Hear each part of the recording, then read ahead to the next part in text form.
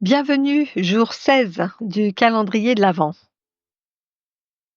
C'est en agissant au cœur de l'action qu'on est délivré de toute attache. Demeure égale dans le succès comme dans l'insuccès. C'est cette égalité même qui est détachement intérieur. Bhagavad Gita 2,48. Ce verset nous invite à accomplir nos devoirs avec équanimité, en abandonnant tout attachement.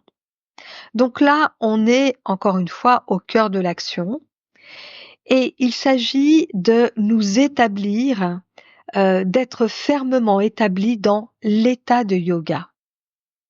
Et l'état de yoga, et ça, je voudrais vraiment revenir dessus parce que, vous savez, le sanskrit est une langue très riche et nous avons le mot yoga. Et le mot yoga signifie beaucoup de choses.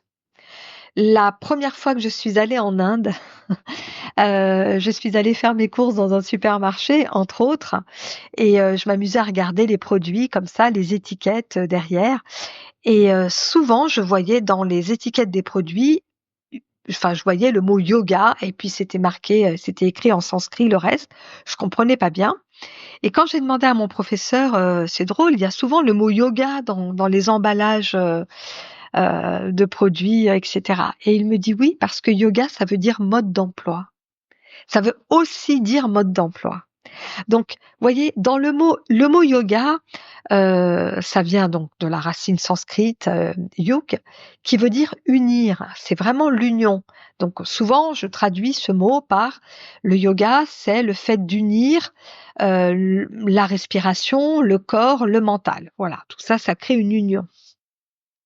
Mais c'est pas seulement de pratiquer le yoga sur nos tapis, c'est pas seulement la pratique physique et méditative qui va désigner le yoga.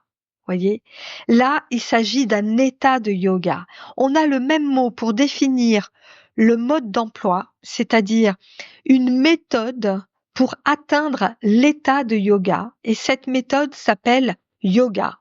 C'est-à-dire qu'on pratique le yoga pour atteindre un état d'union extraordinaire qui s'appelle également yoga. Donc ce verset nous invite à aller dans cet état d'union intérieure, à aller dans cet état d'équilibre mental. Et pour ça, il nous dit qu'il faut se détacher des fruits de nos actions. Alors on en a déjà parlé dans un autre verset, d'accord? Mais ça signifie pas d'abandonner l'action elle-même. C'est ça qui est très important. Hein, mais plutôt de se libérer des attentes qu'on peut avoir, des désirs que l'on peut avoir face aux résultats. Donc il s'agit vraiment de maintenir un état d'esprit égal dans toute situation, que nous les percevions comme favorables ou défavorables, que ce soit du succès ou de l'échec. Hein, dans ce sutra, il y a le mot, enfin dans ce verset, pardon, il y a le mot samatvam. C'est vraiment un état d'équilibre mental et c'est l'essence même du yoga. Et je voudrais revenir sur le mot échec. J'avais lu une définition de ce mot. Alors je suis désolée, je peux pas citer mes sources parce que je sais plus où est-ce que je l'ai lu, mais je sais que je l'avais noté, j'avais bien aimé. L'échec, c'est le résultat, c'est un résultat riche d'informations qui permet de prendre la décision de l'action suivante. J'adore. En fait, c'est ce qui va amener le chef cuisinier à sa meilleure recette.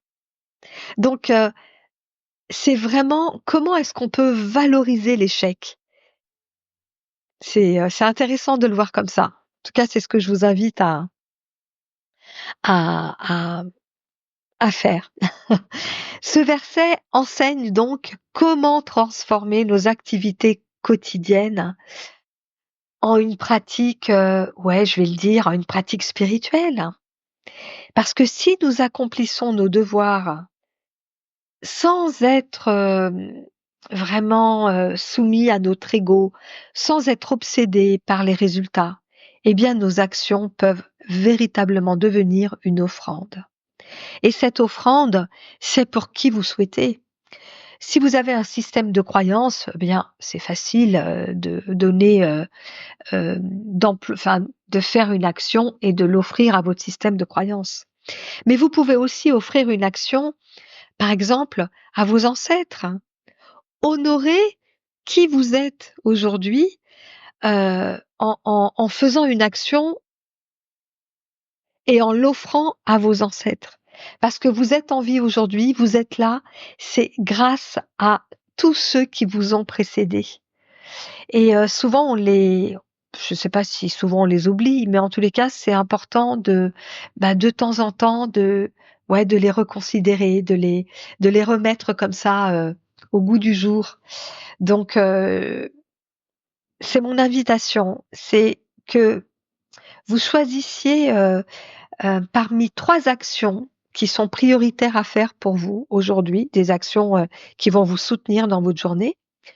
Choisissez-en une parmi ces 3 et je vous invite à l'offrir à qui vous voudrez.